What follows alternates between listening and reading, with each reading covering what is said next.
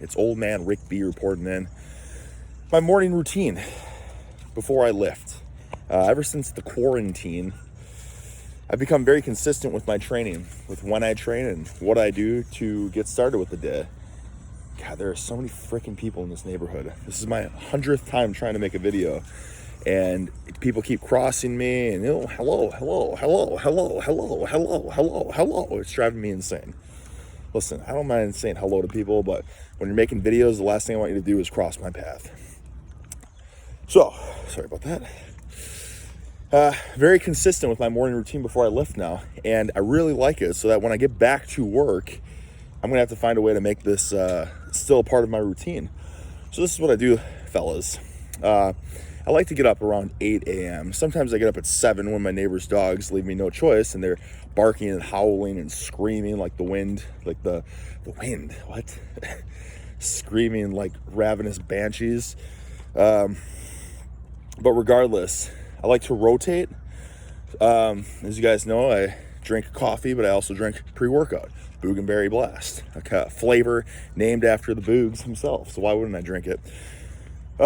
So today I've got the Boogieberry that I'm drinking as I walk this 13-year-old adopted German Shepherd mix. Now, you can say, Ricky, why did you adopt a 13-year-old German Shepherd who's probably on its way out? And it is.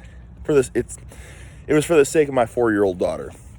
She's energetic, she's spunky, she, if we got a smaller dog, the dog would probably bite her because she's very rough with this dog, but the dog's great, very patient. So what am I even talking about here? Well, basically, guys, what I'm talking about is, giving you a little more insight as to my days and how they get started and before the workouts and all that good stuff. So I take the dog for about a mile walk, easy peasy, but it gets my back. Oh, Jesus Christ. Are you freaking kidding me? All right, let me try to get this collar on. Here. Oh, there we go. Now, some could say, Ricky, why is your collar so loose on the dog? Well, it's because my daughter uses the collar on her toy unicorn and she refuses for me to make it looser because then it messes the toy up. God, this video could go on forever, couldn't it? Anyways, guys, morning walks. I mean, this is, here, I'm going to go this other way because there's more freaking neighbors coming. Hello. Come on, pupsters. Let's go. We're going to go this way. I know you're confused, but because I'm tired of saying hello to people and having them interrupt my videos. Oh, my God. Morning routine. Okay, mile-long walk, whereas I drink my coffee or I'll drink my pre-workout. Something that's kind of frowned upon in today's day and age of supplementation and stuff is branched chain amino acids, because people say, oh, they're useless. You need essential amino acids, not branched chain amino acids. But I mean, what are you going to do? Branched chain amino acids are relatively cheap, and I don't like to eat before I lift. It's a double-edged sword because, it's good to have energy for your lift and for heavy lifting, but I found that first thing in the morning when I lift, as long as I have, caffeinated enough, stimmed up enough, I actually get more energy from pre-workout or from coffee if I am fasted. My nervous system really gets a ticking if I don't have food in my stomach. And, Jesus, I'm like trapped here with people. Oh my God, are you freaking kidding me? So anyways, that's what I do. I drink pre-workout with branched chain amino acids when I go for a mile-long walk. I get home, and then we get together. All right, just getting warmed up to start the workout, all right? You're doing the walks, the little morning walks. You get the knees warmed up, you get the back warmed up, get the hips warmed up. Now I'm just doing my little shoulder circles. I'll just alternate. Just like upper body cardio, basically, for a few minutes just to get a sweat going. So I'm deadlifting today. Lies! I'm deadlifting today. But it's still important to deadlift a total body exercise. You know what I mean? So I just get everything warmed up. Total body exercise. Everything warmed up. Right? So that's a good roll. Just a gist of what I do. It just keeps moving. A few minutes, just keep moving.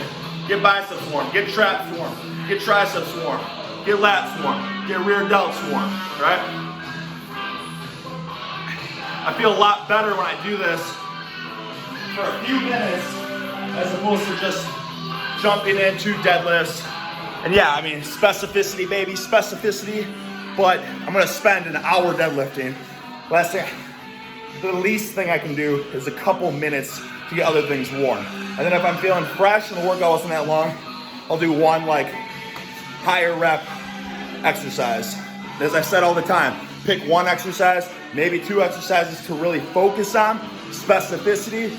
But afterwards, if you have time, hit one like accessory movement or whatever you want to do. Something that's a little tidbit for you guys. Especially, well, I mean, everything you do requires a strong grip. Like even when you squat, you can grip the bar and you got better neural activation. So something you don't have to get this device, and I've said this before, like this is one of the best things I've ever bought. But you can do this with, you know, a stick and a rope or wrap a resistance band around a barbell and just pull a weight up. But just getting, you know, I just do all different. My heart hangs low. I'm just getting my forearms warmed up because today I'm gonna deadlift. I'm gonna trap bar deadlift today. So I need these puppies to be strong, right? So get the muscles loose as a goose, get the blood flowing, get them loose as a goose, and the grip, the hands feel better because there's nothing worse than going into a workout, grabbing a barbell and like, oh, that doesn't feel good at all. You're not gonna be at your strongest. Your hands are a good indicator of how you feel. So if you get your hands warmed up, your forearms pumped, warm, you're gonna feel so much better benching, deadlifting, and whatever you do, because for the most part, almost everything you do, you grip, right? So it's just one of those little mind tricks to having a better workout, right? Before you get in there, before you grab that cold, hard steel, right? Get the freaking forearms warm. All right, I just realized that there's another tidbit I gotta throw you guys' way. When you're doing trap bar deadlift, you can find a way to do this with dumbbells as well, but my grip feels stronger, more locked in. I only do this in about one plate and two plates, but okay, especially with this row, the trap bars, the hand is so long, I like to stretch, right, hit rest. It's like a wrist roller, right? Just a little tidbit, helps with the forearms warm, helps strengthen the grip.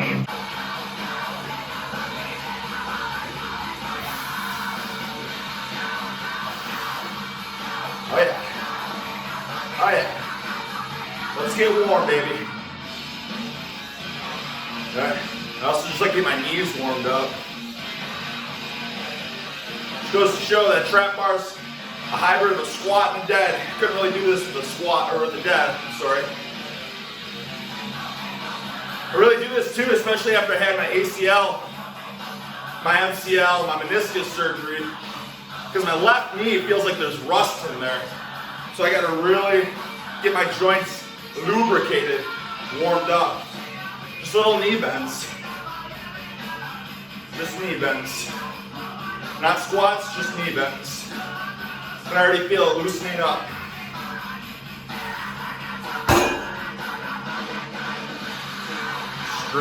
Stretch the hammies. Stretch the hammies.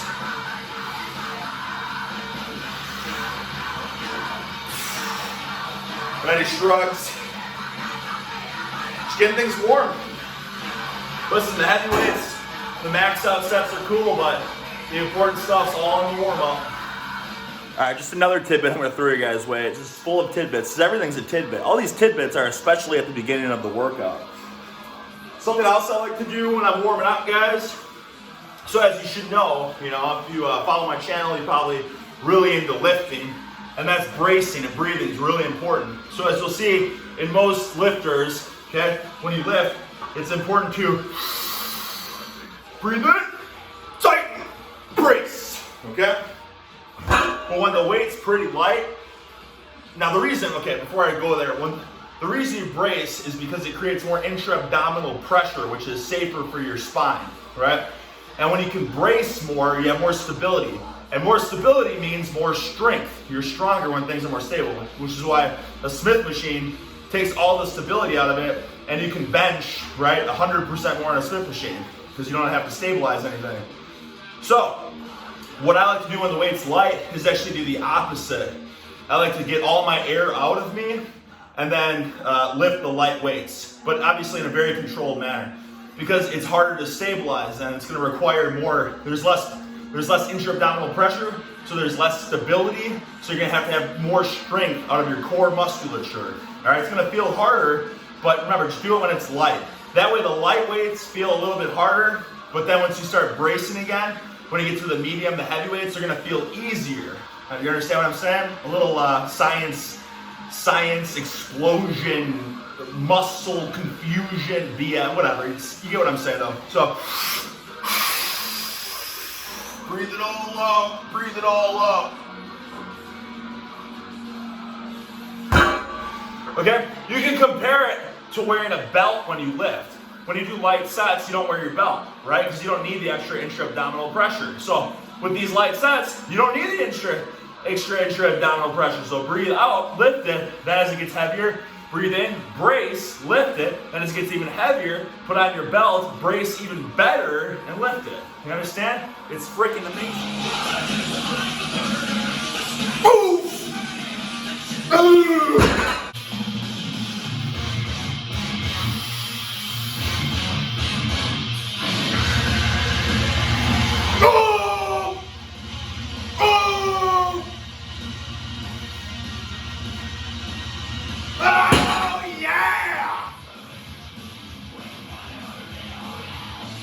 A lot of times after heavy deads, I like to do stuff to decompress, and usually that's pull-ups and leg raises right after.